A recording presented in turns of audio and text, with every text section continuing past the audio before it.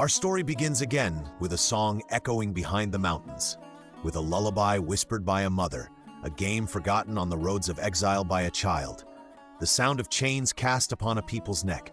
This isn't only the story of the Kurds, it is also the story of the Palestinians and of the Uyghurs in East Turkestan. Each of them cries in a different language, resists in different geographies, yet carries the same feeling, the desire to preserve existence. Every people has a memory. Sometimes it's written, preserved in archives, books, encyclopedias, but sometimes, as with these three peoples, it is repressed, erased from maps, severed from languages, denied in official histories. The Kurds have lived for thousands of years in the mountainous regions of Mesopotamia. They have existed within the borders of many different states, often serving as buffers, but never establishing a state of their own. The Palestinians, once inhabitants of their own land, have been displaced and fragmented by Israeli and US policies, confined to refugee camps. The Uyghurs, under Chinese rule, struggle to preserve their cultural, religious, and ethnic identity, held in camps and under constant surveillance. What unites these three peoples is not only oppression, but the fact that they continue to stand against one of the greatest lies in history. If we deny your existence, you will disappear. But they still say, we are here. For centuries, the Kurds were excluded from One Nation projects. Their mother tongue was banned, their cultural identity suppressed, their history erased. But they preserved their memory through songs, laments, and dengbits. Because they knew, history is not only what is written, but what is told. Since 1948, the Palestinians have lost their homes, their lands, their rights. But Palestine became more than a place. It became a name for resistance, belonging, and memory.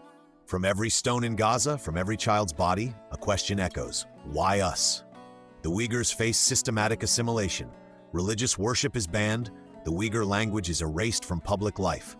But every prohibition births new resistance. Every pressure turns into a lament. Every attempt to silence them is shattered by a whisper. The story of these peoples is, in truth, a human story. And the question it demands we ask is, which suffering do we turn our eyes away from? Which destruction is close enough to care about? And when we fight for justice, why do we only remember our own people? If being Kurdish means understanding the oppressed alongside yourself, if resistance is for the sake of human dignity, then the destroyed homes in Palestine are our homes too. Every silenced lullaby in East Turkestan takes something away from our future. If the Kurds have learned one thing throughout their history, it's this: justice knows no borders. Human dignity cannot be confined to maps. If one people is not free, no people is truly free. And if we cannot cry for another people, we cannot build a true love for our own. This podcast is not only for the Kurds, it is also for the Palestinians and the Uyghurs, because their stories echo one another. And that echo still resonates today, in the mountains, in the streets, in the camps, behind the walls. Because the stories of these three peoples are still being written. They are still resisting. Imagine a map, not one with drawn borders, but one with erased peoples. And those peoples, they are still there. They live, they resist, they tell. In this podcast, we dive deep into that map. For centuries, Kurds have struggled for identity in a geography split into four: Turkey, Iran, Iraq, and Syria. Each part brings a different form of oppression. Each state employs a different method of suppression. But the aim is the same: to make the Kurd invisible. In Turkey, even the word Kurd was banned for years. They were labeled Mountain Turks. Village names were changed. Kurdish lullabies were silenced. The language of mourning women at weddings was outlawed.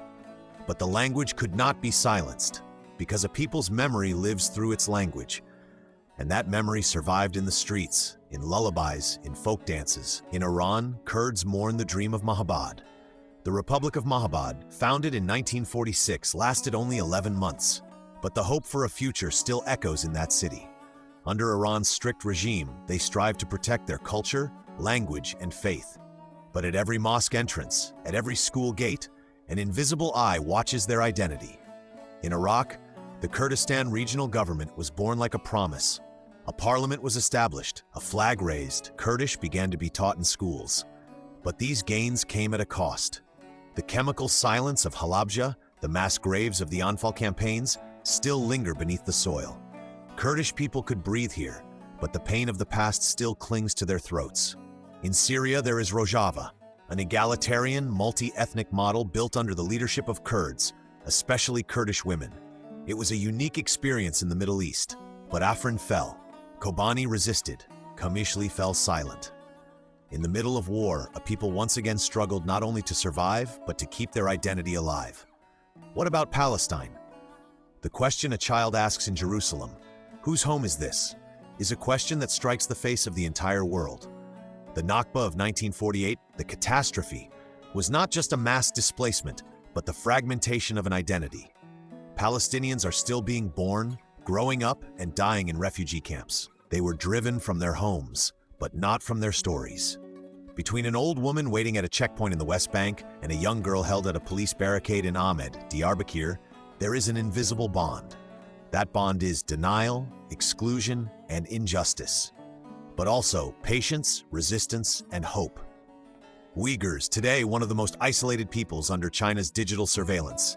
Facial recognition at mosque entrances. State officials forcibly placed in homes. In a land where even the Quran is banned, a people still try to remain Muslim, to remain Turkic, to remain human.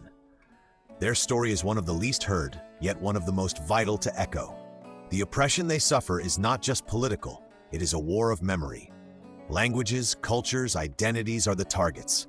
To kill a people, you first silence their language. Then, you make them forget their songs. Finally, you erase their past. But these three peoples have shown the world memory cannot be repressed. Sometimes it is in a carpet's pattern, a lament, or the name of a child. It is so stubborn that it outlasts everything that tries to silence it. A child born in a Palestinian refugee camp, a Kurdish child who grew up amid years of war and dictatorship in Syria, and perhaps a young Uyghur in Kashgar who may never see their mother again. What they share is not just pain, but human dignity. And we must defend that dignity not just for ourselves, but for all oppressed peoples. Because justice is incomplete if you only want it for yourself. If one people is not free, none of us are truly free. This story has no end, because wherever oppression persists, so does the narrative. In these lands, silence is often used to cover up the truth. But every silenced people eventually finds their voice, like the Kurds, like the Palestinians, like the Uyghurs. So let's ask ourselves, why are these three peoples still resisting? What are they defending? Land? No, not just land. Their language, their religion, the future of their children, the memory of their past, their identity, in short, the full weight and honor of being a people. For the Kurds, a song is not just music, it's a record of resistance. For Palestinians, a house key doesn't just unlock a door, it holds the hope of return. For Uyghurs, a prayer beat is not just for devotion, it is a silent vow to remember and never forget. What we see on social media today, an image, an infographic, a video, these are not just pieces of information. They carry a call, and that call is stop just watching. Understanding the oppressed is not a favor, it is a responsibility.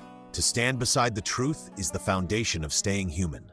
The image of a Palestinian child playing football among the rubble of a demolished house carries the same dream as a child running along the ancient walls of Diyarbakir, to feel safe.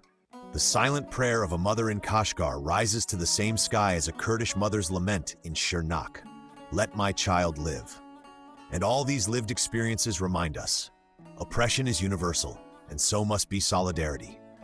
If we Kurds weep only for ourselves, if we turn a blind eye to Palestine and East Turkestan, then our struggle is incomplete. Because true justice knows no borders.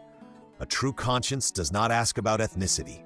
True humanity means defending those who are not like you. Today, Kurdish youth are making podcasts, shooting documentaries, building a new language.